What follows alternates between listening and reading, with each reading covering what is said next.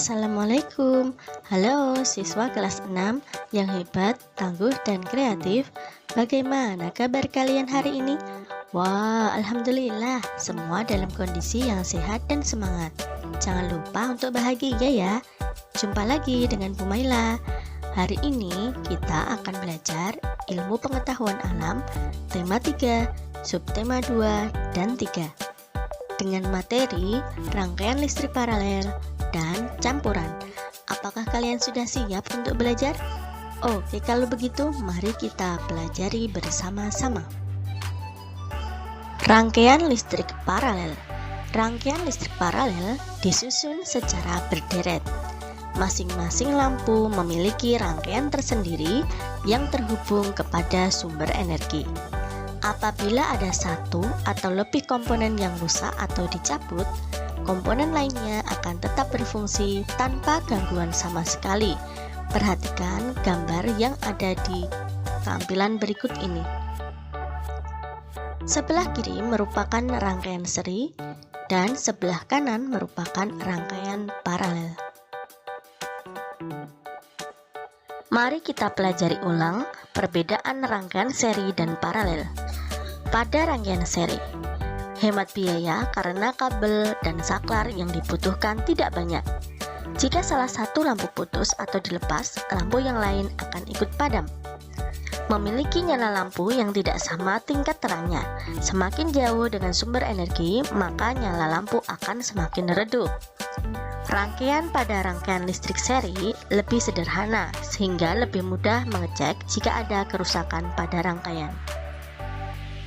Rangkaian listrik paralel. Biaya tinggi karena kabel dan saklar yang dibutuhkan lebih banyak. Jika salah satu lampu putus atau dilepas, lampu yang lain akan tetap menyala. Memiliki nyala lampu yang sama tingkat terangnya, tidak dipengaruhi oleh jauh dekatnya lampu dengan sumber energi. Rangkaian lebih rumit, sehingga lebih sulit dalam mengecek jika ada kerusakan pada rangkaian. Bagaimana? Sudah paham bukan terkait dengan perbedaan rangkaian seri dan paralel? Nah, selanjutnya kita akan mempelajari rangkaian listrik campuran. Apa itu rangkaian listrik campuran? Rangkaian listrik campuran adalah gabungan antara dua rangkaian listrik, yaitu seri dan paralel. Kegunaan rangkaian listrik campuran diantaranya dipakai untuk instalasi listrik gedung serta instalasi perumahan masyarakat, instalasi kendaraan bermotor, dan instalasi beberapa alat elektronik. Perhatikan gambar rangkaian listrik campuran yang tersaji pada gambar berikut ini. Rangkaian listrik campuran memiliki kelemahan dan juga kelebihan. Apa saja kelebihan yang dimiliki oleh rangkaian campuran? Yang pertama, variasi rangkaian sangat banyak. Beban yang satu tidak memengaruhi beban yang lain, yakni apabila satu beban mati, yang lain tidak. Variasi rangkaian dapat menyesuaikan dengan kebutuhan. Lalu apa ya kelemahan rangkaian listrik campuran? Yang pertama, membutuhkan kabel yang banyak. 2, membutuhkan biaya yang mahal untuk membangun rangkaian campuran. Dan yang ketiga, jika menggunakan baterai, daya baterai akan cepat habis. Mari kita analisis rangkaian listrik berikut ini. Kemungkinan yang terjadi diantaranya, jika saklar S2 diputus dan S1 disambung, maka lampu 1, 2, dan 3 tidak menyala, sedangkan lampu 4 dan 5 akan menyala. Jika saklar S2 disambung dan S1 diputus, maka semua lampu tidak akan menyala. Lalu perhatikan gambar berikut ini. Kemungkinan yang terjadi antara lain, jika saklar S1 diputus, S2 dan S3 disambung, semua lampu tidak akan menyala. Jika saklar S1 dan S2 disambung, S3 diputus, maka lampu 1, 2, dan 3 akan menyala, sedangkan lampu 4 dan 5 tidak akan menyala. Jika saklar S1 dan S3 disambung, S2 diputus, lampu 1, 4, dan 5 akan menyala, sedangkan lampu 2 dan 3 tidak akan menyala. Selanjutnya, kita akan mempelajari pemanfaatan rangkaian listrik.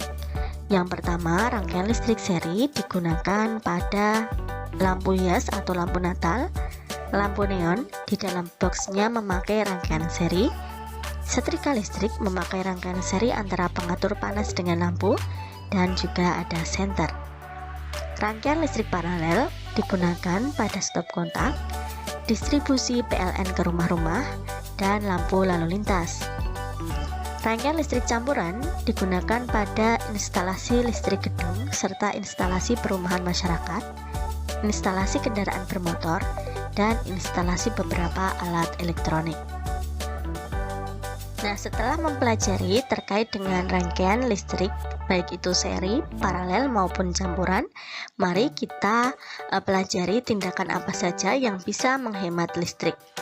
Yang pertama, mematikan keran air ketika tidak digunakan. 2. Ketika selesai menonton televisi, matikan televisi dan cabut kabel listriknya. 3. Menyetrika baju sekaligus dalam jumlah banyak.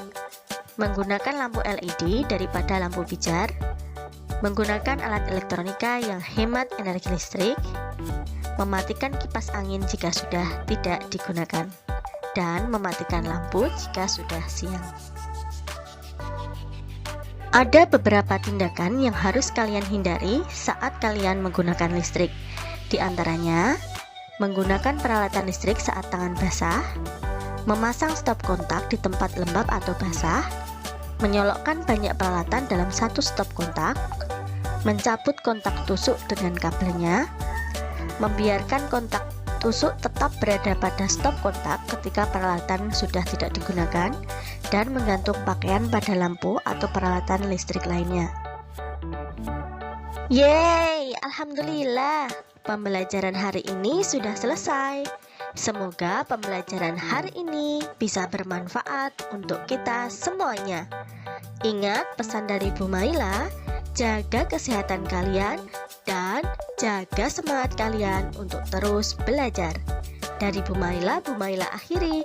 Assalamualaikum warahmatullahi wabarakatuh. Dadah semuanya.